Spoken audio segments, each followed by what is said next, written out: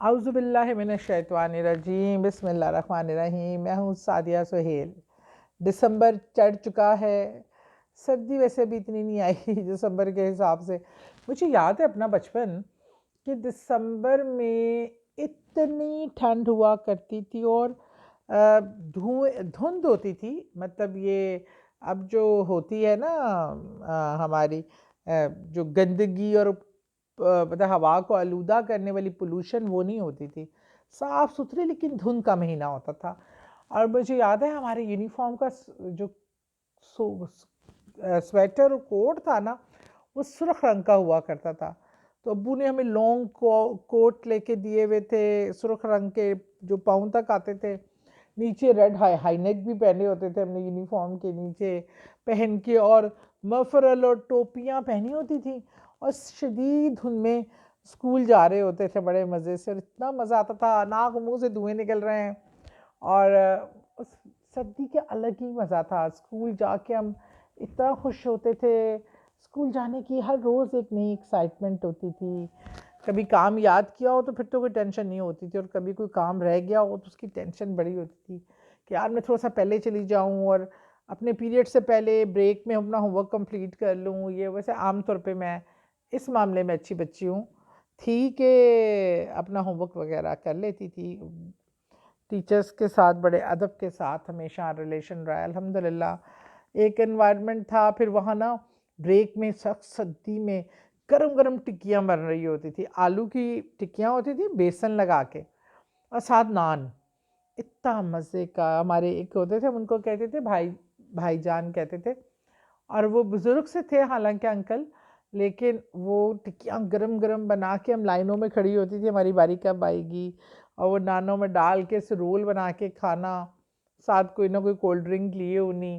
بڑا ایک چام اور خوبصورت وقت تھا وہ دسمبر، وہ پیارا موسم۔ اچھا، میں تو دسمبر کے چکر میں ذرا کہیں اور ہی چلی گئی۔ آج جو ہمارا وظیفہ ہے نا، وہ ہے ذاتی گھر کے حوالے سے۔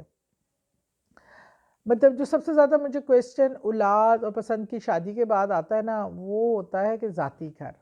اور میں کہتی ہوں ذاتی گھر اللہ کی ایک بہت بڑی نعمت ہوتی ہے، اور ہر انسان کی خواہش، فطری خواہش ہوتی ہے یہ چیز نا، اپنے گھر کی۔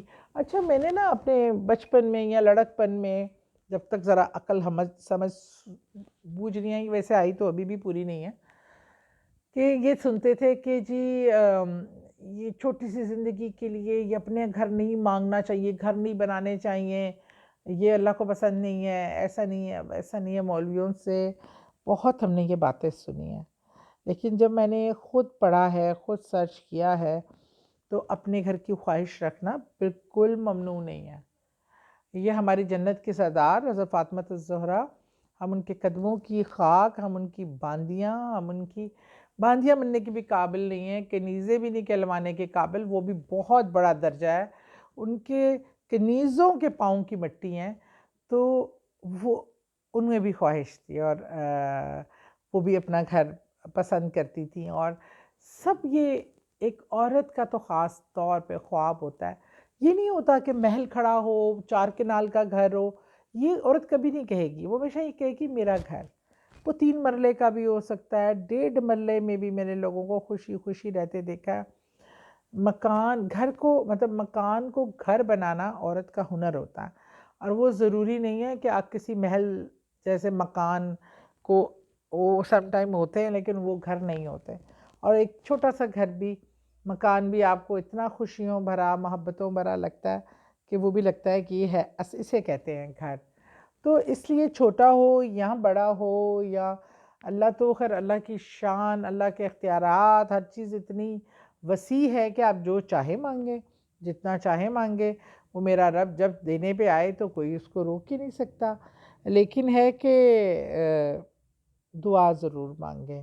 آج جو میں آپ کو بتا رہی ہوں، اس کے لیے وظیفہ وہ ذرا ڈیفرنٹ ہے، اور میں نے اس پہ تحقیق کی، چیک کیا، تو کافی جگہوں سے مجھے اس کی ملی کہ یہ بہت اچھا وظیفہ ہے، اور صاحب علم لوگوں کا بتایا ہوا ہے۔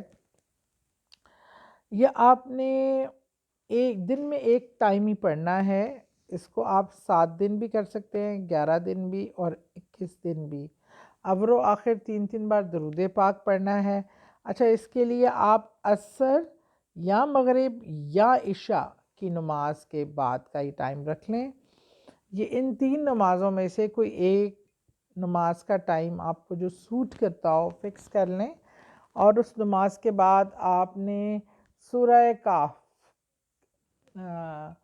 سورہ کاف جو ہے وہ آپ نے پڑھنی ہے ایک باری، اور اپنے گھر کے حصول کے لیے اللہ کی بارگاہ میں گڑ گڑا کے دعا کرنی ہے، اللہ مجھے عزت والا حلال کمائی کا میرا جائز وسائل کے ساتھ کوئی وسائل پیدا کر دے، کوئی سبب پیدا کر دے کہ میں اپنا گھر لے سکوں۔